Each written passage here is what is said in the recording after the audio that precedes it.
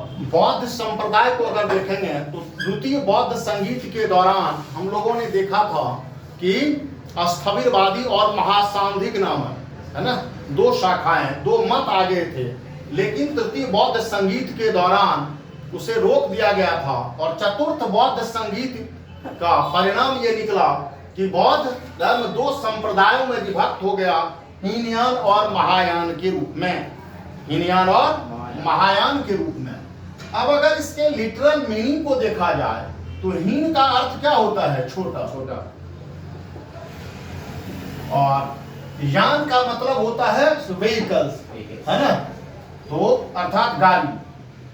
तो छोटी गाड़ी महा, बड़ी गाड़ी स्मॉल व्हीकल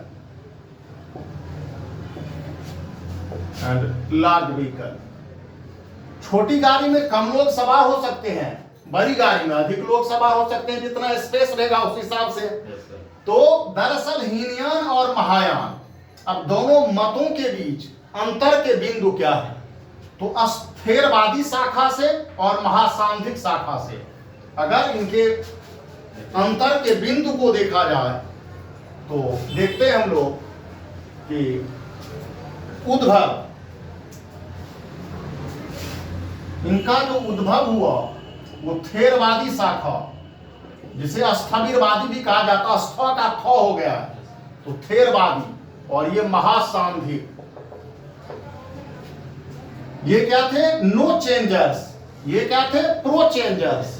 हाँ, जैसे बाद के दिनों में हम लोग आधुनिक भारत में देखते हैं परिवर्तनवादी और अपरिवर्तनवादी को स्वराज पार्टी के उद्भव के क्रम में, नहीं, 1922 में स्वराज पार्टी की जो स्थापना हुई वो कैसे? कांग्रेस के सिद्धांतों को भी अपनाया और गांधी के नेतृत्व को भी स्वीकार किया, सिर्फ विधायिका में प्रवेश को लेकर के अंतर था। इसलिए चेंजर्स और प्रो चेंजर्स स्ट्रैटेजी में तो ये तरीके से नो चेंजर्स, प्रो चेंजर्स, थेरवादी शाखा उद्भव।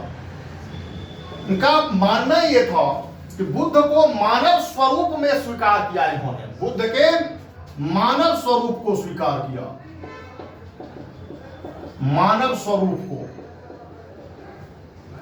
बुद्ध के दैवी स्वरूप को इन्होंने, महासांधिकों ने दैवी स्वरूप को स्वीकार किया।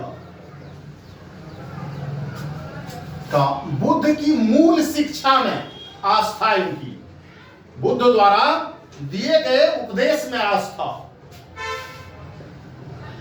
ये मूल शिक्षा में आस्था। अब इन शिक्षाओं को इन्होंने क्या किया? और भी परिवर्धित किया। बुद्ध की शिक्षाओं का और परिष्कृत किया जाना, बुद्ध की शिक्षाओं को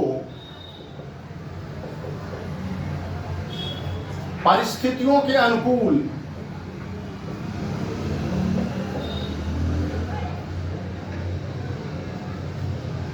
व्याख्या। अब इनका मानना था ये अरहत के पद को स्वीकार करता है, अरहत के पद को स्वीकार करता है। अरहत का मतलब होता है कि only Buddhist monks are eligible to get निर्वाण मोक्ष सैल्वेशन, कि केवल, अरहत का मतलब होता है कि केवल बौद्ध भिक्षु ही मोक्ष या निर्वाण के अधिकारी हैं। अरहत का मीनिंग क्या होता है? कि केवल बौद्ध भिक्षु ही अपनी साधना के माध्यम से निर्वाण को प्राप्त कर सकते हैं, ये अरहत के पद को। यहां क्या है? इन्होंने बोधिसत्व की संकल्पना को स्वीकार किया, बोधिसत्व की संकल्पना को स्वीकार किया। बोधिसत्व का अर्थ यह होता है कि व्यक्ति में जब बोधिचित्त विकसित हो जाता है तो हर व्यक्ति मोक्ष या निर्वाण प्राप्त कर सकता है और ये बृहत्तर मानवता के दिशा में प्रयास कर सकता है। बोधिसत्व जो है वो मानवता के कल्याण के लिए और प्रत्येक व्यक्ति को मोक्ष का या निर्वाण का अधिकारी माना गया है। न केवल बौद्ध भिक्षु, प्रत्येक व्यक्ति को मोक्ष का अधिकारी माना गया है। प्रत्येक व्यक्ति मोक्ष प्राप्त कर सकता है। ये महायान कल्ट का एक नाम, क्योंकि ये बुद्ध के मानव स्वरूप को स्वीकार करता है और बताया था कि बुद्ध मौन रह जाते थे जब ईश्वर या आत्मा संबंधी विचार विमर्श होता था, तो इन्होंने आत्मा और ईश्वर की संकल्पना को स्वीकार नहीं किया। ये अनात्मवादी, स्पष्ट तौर पर अनीश्वरवादी,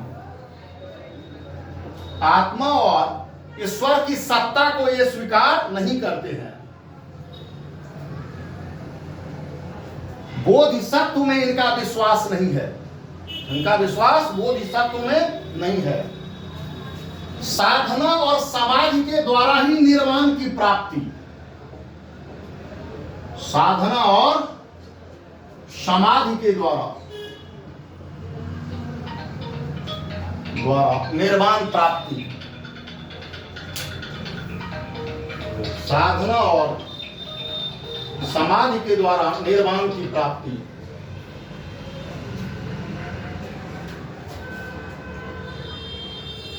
मूर्ति पूजा, बोध की जहां क्या थी, तो मूर्ति पूजा को स्वीकार किया गया था।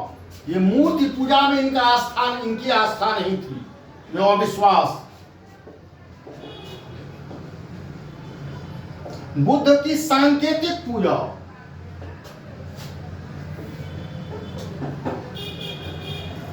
सांकेतिक पूजा, मूर्ति पूजा में आस्था, न सिर्फ बुद्ध बल्कि बोधिसत्वों की भी पूजा। मतलब बुद्ध को देवता के रूप में स्वीकार किया जाना, दैवी स्वरूप को। न सिर्फ बुद्ध बल्कि बोधिसत्वों की भी पूजा।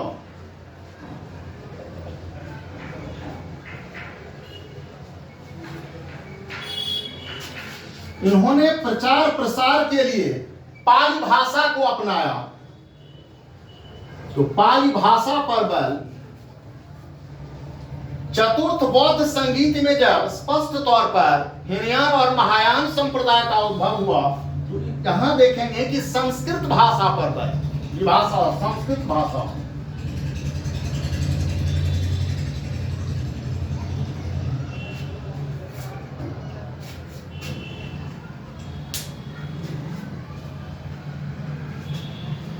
मतलब प्रचार प्रसार या ग्रंथ की भी रचना इनकी पाली भाषा में लगी है।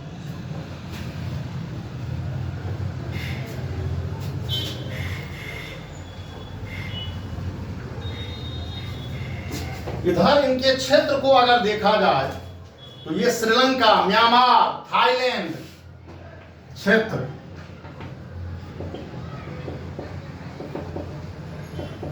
म्यांमार, थाईलैंड, कंबोडिया, लाओस,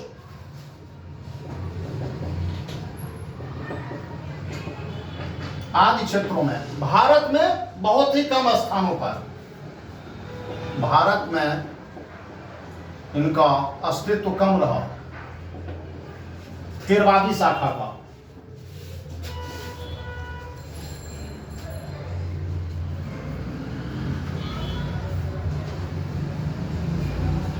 और इनके जो संप्रदाय स्वतांत्रिक और समितीय संप्रदाय,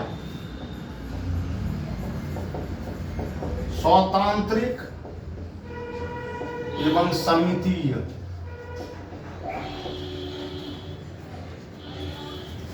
महायान शाखा ये भारत के विभिन्न क्षेत्रों में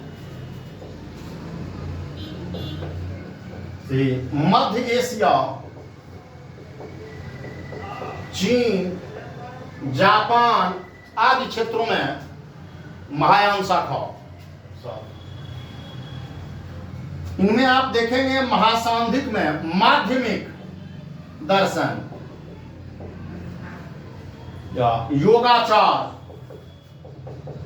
जिसे विज्ञानवाद भी कहा जाता है, माध्यमिक या शून्यवाद, योगाचार।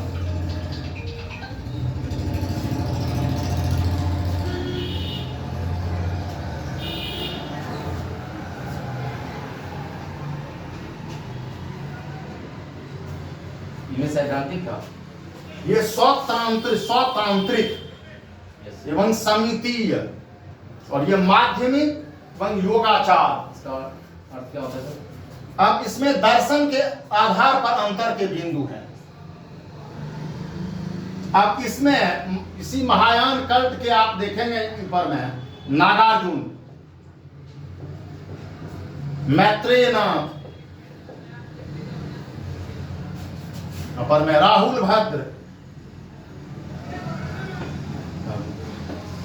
तो ये सब दार्शनिक रहे हैं इन संप्रदायों के।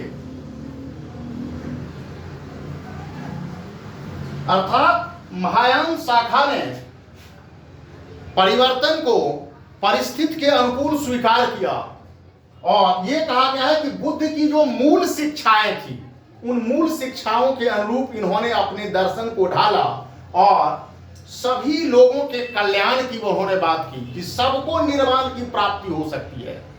मानवता की सेवा के लिए बोधिसत्व की अवधारणा, बोधि चित्त विकसित होने के पश्चात जो दूसरों की भलाई के लिए अपने को लगा दे, क्योंकि ये अन्य धर्म और दर्शन के, है ना, अतिरिक्त इसमें इस जीवन में ही निर्वाण प्राप्ति करने की बात की गई है। इसी जीवन में निर्वाण को प्राप्त किया जाना और व्यक्ति अपने जीवन को दूसरों की भलाई के लिए लगा देना। तो ये मौलिक अंतर रहे हैं दोनों संप्रदायों के बीच में, हीनयान और महायान के बीच में। मतलब केवल बुद्ध की जो शिक्षाएं थी उनको स्वीकार किया जाना, ये बुद्ध की शिक्षाओं को तो स्वीकार करता है, लेकिन परिवर्तन के परिप्रेक्ष्य में उन सिद्धांतों को परिभाषित करता है। ये अकेले केवल बौद्ध भिक्षु ही नहीं, बल्कि सभी व्यक्ति को मोक्ष का या निर्वाण का अधिकारी समझा गया है। इसीलिए महायान है बड़ी गाड़ी पर सवार हो जाना, है ना। बाद के दिनों में आप देखेंगे इसी में सापेक्षवाद का दर्शन, जैसे माध्यमिक योगाचार या विज्ञानवाद, नागार्जुन को भारत का आइंस्टीन कहा जाता है, ये है ना। तो ये जो है इस आधार पर विभाजन को देख सकते हैं हीनयान और महायान कल्ट के बीच में। एक प्रोग्रेसिव नेचर के थे, ये प्रोग्रेसिव थे और ये ऑर्थोडॉक्स थे। मतलब हीनयान को देखा जाए तो ऑर्थोडॉक्स कंजर्वेटिव, और ये जो थे वो क्या थे, अपने आप में प्रोग्रेसिव थे, अनऑर्थोडॉक्स। परिस्थितियों के अनुकूल इन्होंने अपने आप को बदला, ढाला, और इसीलिए इनका अस्तित्व भी अन्य देशों में बना रहा के लिए। तो ये महायान कल दोनों के बीच में अंतर के बिंदु। इनके अनुसार गृहस्थ जीवन से क्या मोक्ष को प्राप्त कर सकते हैं? हाँ, ये तो है। इनके अनुसार सब तो गृहस्थ भी, उपासक के लिए बुद्ध ने जो उपदेश दिया, उन्होंने क्या कहा था कि सब ही थोड़े सन्यासी बन जाए, भिक्षु बन जाए। जो उपासक है, गृहस्थ मतलब क्या हो गया, उपासक दशा, उपासक भी। तो बुद्ध के समय का में ये परिभाषित हुआ कि उपासक के लिए भी ये धर्म है। इसीलिए बौद्ध धर्म में कोई अगर दीक्षित होता था तो सबसे पहले वो परिव्राजक बनता था, जो गृहस्थ से परिव्राजक, और बाद में जाकर के उसे प्रव्रज्या ग्रहण कराई जाती थी। ये लोअर दीक्षा थी, और हायर जो दीक्षा दी जाती थी उसे उपसंपदा कहा जाता था। दो प्रकार की दीक्षा, अर्ली एज में प्रव्रज्या परिव्राजक के रूप में, और ये उपसंपदा। बाद में बताऊंगा आपको, यहाँ मत लिखिए, आगे बताऊंगा। आगे बौद्ध धर्म के अंतर्गत बहुत सारे टर्मिनोलॉजीज हैं, पद हैं, जहां से कि एक टर्म्स पूछ दिया जाएगा और ये इसका क्या अर्थ है, ये मीनिंग क्या है, ऐसे। तो हीनयान और महायान के बीच में अंतर के बिंदु में कुछ और भी दिक्कत है तो पूछ लीजिए अभी।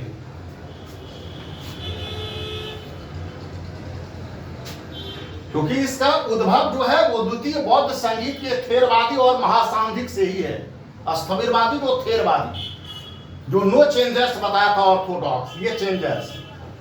यहाँ बुद्ध को मानव स्वरूप में स्वीकार किया है, ये बुद्ध के दैवी स्वरूप। और महासांधिक संप्रदाय कालांतर में हिंदू धर्म के निकट आने लगा, क्योंकि यहाँ मूर्ति पूजा है हिंदू धर्म में भी, बाद में मूर्ति पूजा है ना। यहाँ फिर से आप देखेंगे तो आत्मा और इसके अनीश्वरवाद का जितना यहाँ खंडन है उतना खंडन यहाँ नहीं है।